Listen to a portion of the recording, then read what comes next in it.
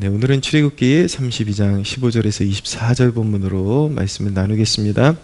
특별히 오늘 본문은 우리 교회 제자훈련을 제자 양육을 하시는 분들에게 제가 큐티 실습을 해오라고 그렇게 요구한 본문입니다. 그래서 오늘은 우리 성도님들에게 도움을 드리기 위해서 좀 원래 설교의 형태와 그 큐티의 형태는 좀 사뭇 다릅니다. 비슷한 것 같지만 뭐 메시지 자체는 비슷하겠지만은 좀 형태에 있어서 해나가는 그 과정에 있어서 조금 차이가 있을 수 있는데, 오늘은 좀 큐티 형식에 맞춰서 좀 이렇게 설교를 진행을 하려고 합니다. 제가 우리 성도님들한테 지도해드린 방식은 3단계를 걸쳐서 큐티하는 방법을 알려드렸습니다. 먼저 내용을 파악하고 그 다음에 그것들에서 영적인 교훈들을 발췌를 하고 그것을 통해서 개인의 삶에 적용하는 그런 단계로 나아가라. 그래서 적용의 단계에서 내가 회개할 것과 그리고 결단해야 될 것이 무엇인지 그것을 이제 정리하는 시간을 갖고 묵상하는 시간을 가지라고 말씀드렸습니다. 먼저 오늘 본문의 첫 번째 단계 내용 파악은 단순하게 이렇게 정리하는 게 참 중요합니다. 어떤 사건이 일어나고 있는지, 거기서 인상적인 그 사건이 무엇인지 그것을 간략하게 그리고 명료하게 정리하는 것이 굉장히 중요하죠. 오늘 모세가 하나님의 십계명, 그 언약의 돌판을 받아서 내려오는 중에 백성들이 송아지 우상을 만들어서 우상 숭배하는 것을 알게 되었습니다. 그리고 그 책임자인 그 아론에게 책망을 했으나 아론은 회개하기보다 핑계를 대고 책임을 전가하는 그런 모습을 보이기에 급급했다라는 것을 보게 됩니다. 그것이 내용의 전체입니다. 생각보다 단순하죠. 근데 이 내용을 파악하고서 곰곰이 여기서 어떤 우리에게 영적인 교훈들이 있나를 곱씹게 되면은 여기서 여러 가지 그런 영적인 통찰력을 얻게 됩니다. 영적인 교훈들을 얻게 되는 것이죠. 저는 오늘 4가지 교훈을 여기서 얻게 되었는데, 첫째는 인간은 눈에 보이지 않는 하나님을 신뢰하기보다 쓸모없어도 눈에 보이는 우상들을 의지하기를 좋아한다라는 것입니다. 모세가 하나님의 산에 율법을 받기 위해서 십계명을 받기 위해서 올라갔는데 기다릴 수가 없는 거예요. 그러니까 눈에 보이지 않는 하나님을 신뢰하기보다 무언가 자신들에게 마음에 안위를 줄 수 있는 눈에 보이는 그런 우상을 만들기를 원했죠. 그래서 만들어낸 것이 금송아지 우상이었던 것입니다. 여기 뭐 인간의 죄성이 그대로 녹아져 있다는 것을 알 수가 있어요. 그래서 인간은 결국 보이지 않는 하나님보다, 그렇지만 보이지 않지만 보이는 것보다 더 선명하게 우리 안에서 역사하시는 하나님을 의지하기보다 아무 쓰잘데기 없어도 눈에 보이는 우상을 더 기뻐한다라는 것을 알 수가 있죠. 두 번째 교훈은 하나님의 말씀을 구하지 않는 인간은 반드시 부패한 인간의 생각을 따라 살아갈 수밖에 없다라는 것입니다.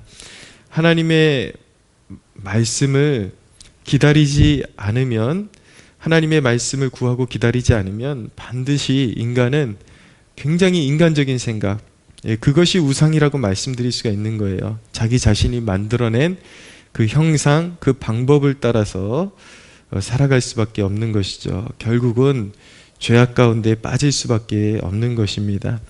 자, 세 번째 적용점은 이제 20절에 보니까 모세가 그들이 만든 송아지를 가져다가 불살라 부수어 가루를 만들어 물에 뿌려 이스라엘 자손에게 마시게 했다라고 말씀하고 있는데, 이것은 죄는 반드시 쓰디쓴 결말을 보게 된다라는 교훈을 주고 있는 것입니다. 죄는 반드시 그 결과를 책임져야 하고, 그 결과는 반드시 쓰디쓴 그 결과를 책임을 져야 한다라는 것을 배우게 되는 것이죠. 네 번째, 자, 아론의 태도인데, 모세의 형 아론에게 모세가 책망을 하니까 아론이 그 책임을 지기보다 굉장히 그 어설픈 변명을 대고 있다라는 것을 알게 됩니다. 예, 아론은 영적인 책임이 있는 자죠. 근데 그 영적인 책임자의 역할을 제대로 하지 못했기 때문에 이스라엘 공동체가 영적으로 무너져 내렸다라는 것을 배우게 되는 것입니다. 이것도 영적인 교훈이 되는 것이죠. 근데 아론은 그렇게 책망을 받고 회개하기보다 그런 책임을 전가하는 모습. 24절에 보니까 아론이 뭐라고 변명을 하냐면, 내가 이스라엘 백성에게 이르기를 금이 있는 자는 빼내라 한즉 그들이 그것을 내게로 가져왔기로 내가 불에 던졌더니 이 송아지가 나왔나이다. 아론의 변명을 보면 마치 금송아지가 저절로 만들어진 것처럼 그렇게 변명을 대는 것을 보게 됩니다. 참 말도 안 되는 그런 변명을 대고 있는데, 이렇게 회개하기보다 책임을 전가하는 모습은 타락한 인간의 전형을 보여준다라고 말씀드릴 수가 있겠습니다. 에덴 동산에서도 첫사람이 하나님께 등을 돌리고 그렇게 죄를 짓고 나서 한 말이, 아담과 이브가 서로에게 책임 전가를 하는 모습을 보이고 있습니다. 아담은 하와가 잘못했기 때문에 그랬다라고 핑계를 댔고, 하와는 자신이 유혹에 빠졌다라고 핑계를 대지 않고 사탄에게 꾀임을 받아서 그랬다, 그렇게 회개하지 않고 책임 전가만 하는 모습을 보이게 되죠. 이것이 바로 타락한 인간의 전형적인 모습을 보여주는 것이라고 말씀드릴 수가 있겠습니다.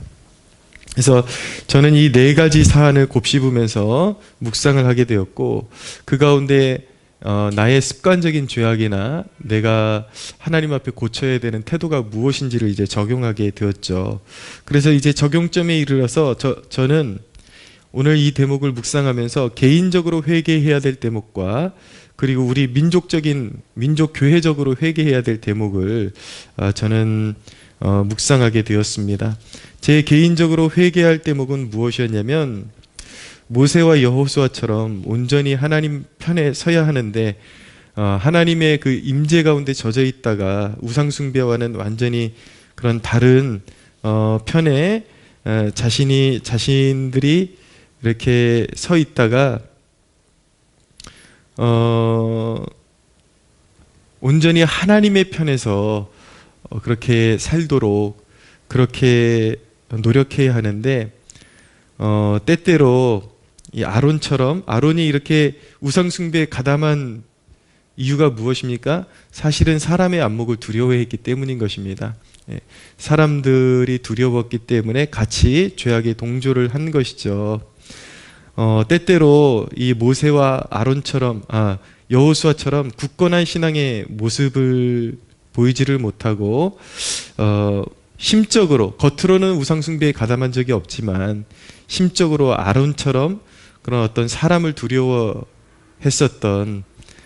그런 모습들이 내 안에 있었다라는 것을 발견하게 되었습니다. 그래서 항상 목회를 하면서도 어떤 사람의 안목을 두려워하는 마음을 가지고 목회할 때가 종종 있었지 않나, 그런 생각을 하면서 하나님 앞에 하나님을 전적으로 신뢰하지 못하고 사람을 두려워하면서 목회했던 죄를 회개하게 되었습니다.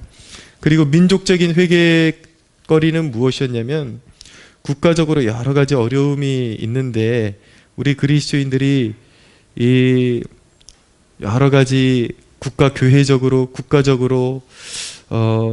교회적으로 정치적으로 나라가 어둡고 그렇게 죄악된 길로 걸어가는 것을 보면서도 그것이 잘못됐다 그렇게 비판은 하지만 이 민족의 어려운 상황 가운데 하나님의 얼굴을 구하기보다 온전히 혈기만 난무한 그런 모습을 보게 되는데, 그것이 바로 또한 죄악의 전형적인 모습이다라는 것을 알게 되었고, 이 민족교회가 어려운 상황 가운데 하나님을 의지하기보다 그런 인간의 혈기를 의지해서 살아가는 모습을 회개하게 되었습니다. 이것이 제가 적용하면서 회개한 부분이고요. 그러면서 제가 개인적으로 결단한 것은 무엇이냐면, 우리 성도들을 영적으로 그렇게 목회적으로 섬길 때에 애정어리지만 사람의 낯을 보는 마음으로 그렇게 반드시 이렇게 영적으로 바르게 조언해줘야 되는 부분이 있음에도 불구하고 사람의 낯을 두려워해서 제때 조언해줘야 될 때를 놓치거나 그러지 말아야 되겠다라는 결단을 하게 되었습니다. 항상 애정어리지만 진실되게 조언하며 우리 성도들을 섬겨야 한다라는 그런 결단을 하게 되었습니다. 그리고 또한 영적으로 아무래도 교회에서 제가 지도하는 위치에 있기 때문에 내 자신의 그런 죄악에 대해서는 좀 이렇게 넘어가려고 하는, 못 본 척 하려고 하는 그런 과실을 제가 범할 수가 있는데, 제 자신이 그러니까 앞서 있는 사람이기 때문에 더 작은 죄에도 민감해지고 하나님 앞에서 그 죄가 드러날 때에 아론처럼 그렇게 핑계 대려고 하지 말고 하나님 앞에 철저히 그렇게 회개하는 모습으로 살아야 되겠다라는 그런 결단을 하게 되었습니다.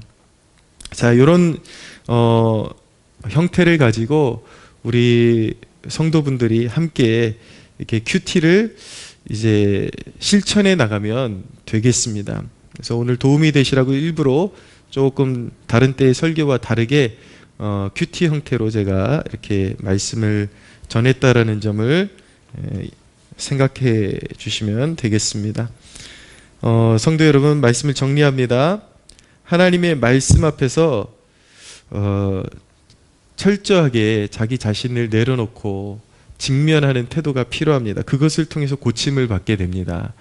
이렇게 저도 그냥 맹목적으로 이렇게 살아가다 보면 항상 인간의 주관적인 생각으로는 자신이 나름대로 하나님 앞에 올곧게 잘 살고 있다라고 자꾸 착각을 하는데, 말씀에 직면을 하게 되면 내 자신의 마음의 상태, 마음의 성향, 사람의 낯을 보거나 자꾸 두려워하거나 이런 것도 사실은 영적으로 하나님 앞에 죄악이라는 것을 알게 되거든요.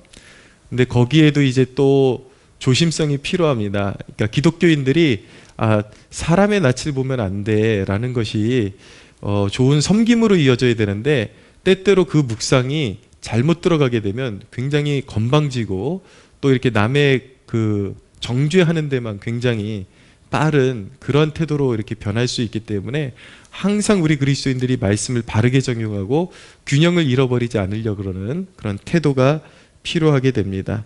일단은 말씀 앞에서 자기 자신이 고침을 받는 것이 가장 최선이고 우선이다라는 것을 기억하시고, 항상 말씀 앞에 올바르게 직면해서 그릇된 마음의 태도들 그리고 행실들 이런 것들 고침 받을 때에 왜 이것이 중요하냐면, 우리의 삶 가운데 이 가지치기를 잘해야 열매를 좋은 열매를 맺을 수가 있습니다. 이런 죄악의 그런 습관들이 남아 있으면 열매가 자라나는 듯하다가 썩어버리고 떨어져 버리고 무르익기 전에 떨어져 버리고 그래서 삶의 그런 신앙의 묘미, 신앙의 기쁨, 하나님께서 주시는 신앙의 풍성함을 누릴 수가 없게 되는 것입니다. 그래서 항상 말씀 앞에 잘 직면하셔서 회개를 이루고 우리의 죄악을 씻는 힘은 어디에 있는가? 오직 보혈의 능력, 십자가의 능력이 있음을 믿고 날마다 그 십자가 앞에 자신을 내려놓고 그런 죄악된 모습을 토설하는 중에 씻김을 받고 새로워지고 열매 맺는 그런 축복을 누리는 여러분들 되시기를 예수님의 이름으로 축복합니다.